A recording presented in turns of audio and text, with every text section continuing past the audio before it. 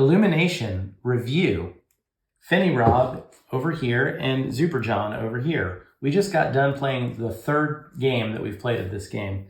It's by Alf Seegert. It's strictly a 2-player game published by Eagle Gryphon Games. I think one of us won 2 out of 3. We definitely split the last 2.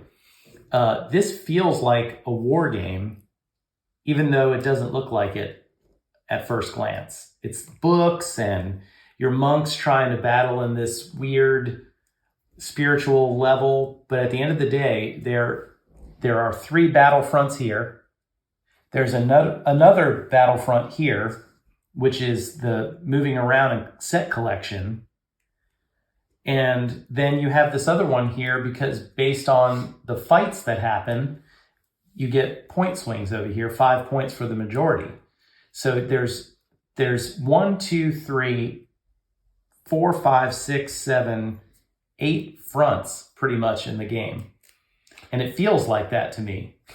So I will say, so one of the first things I'll point out, this game clocks in about 1.5 to 2 hours. That's about what the game, as we've become a little more efficient at it, so it's about 1.5 hours. First time we played it, took a little bit, read the instructions, double check a few rules, things like that. But throughout that time, what's interesting is some games are during your play on board, and during my play, I've got to do all the thinking. This one has a little bit of that. I don't want to pick my play until after you go, but there's still a lot of things for me to think about. So the good thing is you're engaged the whole time. And you're constantly trying to figure out, where's my best play here? Like, I'm only placing tiles here, that's all I'm doing. But where I place my tiles determines what I get there, what I get here. So while you got all those fronts, this is all you do. All you do is place the tiles here. So right, all you do is place 3 tiles on your turn. That's your whole turn. That's it. It's very simple, but mentally it is not simple, right? Wouldn't you agree with that? I mean, it's just not simple. We play a lot of games together. I don't know how much more thinking we do.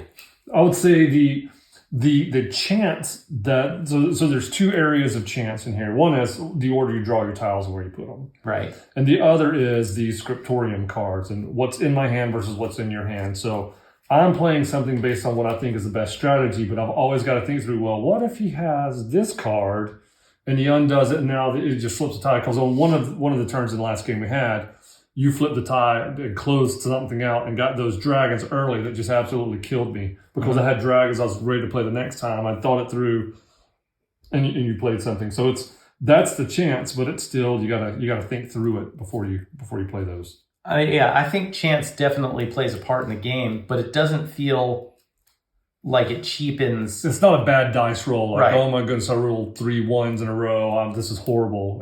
You definitely can make it less impactful by your other moves in the game, but I still feel like I have to make important decisions almost every single turn. And the more we've played it, I find myself planning the other books that aren't in question yet. I could play something here, but paying a coin to move it, to the next book, or 2 coins to move it 2 books over, actually might be more impactful, because at the end of the game, our last game, I wanted you to play your dragons, and you never played dragons except for what was in the initial battle. There's 1 other dragon on the board. And so you're hoping to win, because that could be 10 points if you just kill 4 of those things. And I was trying to, because I wanted angels, you weren't playing your angels, you didn't have them out early. That was an option. So once I saw them come out, I was trying to draw you over. Just put 1 extra over here to make you try to play there, because I could have crushed. I was trying to draw you into that battle, and I knew that I wasn't going to be able to win dragons here, so I was trying to not play my dragons. It's losing sight of those. I think on this game, you'll see, I don't think the last game we played, we didn't lose sight of some battles. So the previous games, I've lost sight of some. Right. Oh no, I forgot the squirrels and the dogs. Yep, and you make a mistake that costs you. I believe in the last game, I got absolutely annihilated in one battle, and that was the one that you had your Crusade card, which got you 10 points, and that really hurt. And I knew it. I knew, since you didn't try to play any more of those for the rest of the game, I knew that you were trying not to. You had no point in doing that. I think Alf Seegert, this designer, several games I've played, I'm not sure you've played any of his other games, but they're very interesting in their theme. because this has this kind of spiritual battle going on in the books and stuff, but really it's deceptively thinky in this game. And like you said, you just play your 3 tiles, but then you're constantly processing what the possibilities are of things that could go wrong or things that you can go in your favor. Can you plant a seed that'll grow later? I don't know. Well, we didn't really tell you how to play the game. You can watch our playthroughs. I'll put a link up here. I believe you have an instructional video as well, right? I don't on this game. Well, we need to make one. Maybe we should. Maybe you should. Like and subscribe if you want us to make an instructional video. That's right. It'll help us know that you have any desire to see anything more about this game. Let's see. On a scale of 1 to great, I'm putting this one definitely in the above solid wheelhouse. This is... I need to see the scale. There is no scale. I know it drives your brain crazy. This game, if I were rating this on Board Game Geek, I would probably give it a 7.1 or 2. It doesn't look as epic as the game actually is, but it is definitely a game that I would go out of my way to play as a 2-player game as opposed to just agreeing to play it.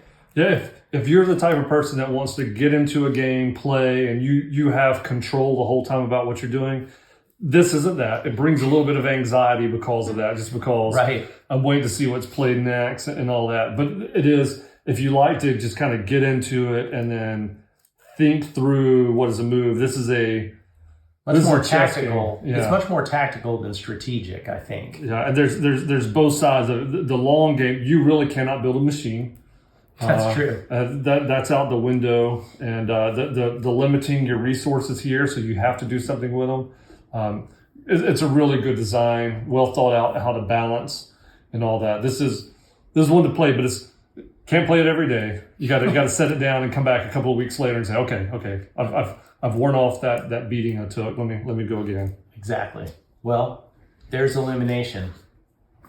Thank you for watching. Please like this video and subscribe to the channel.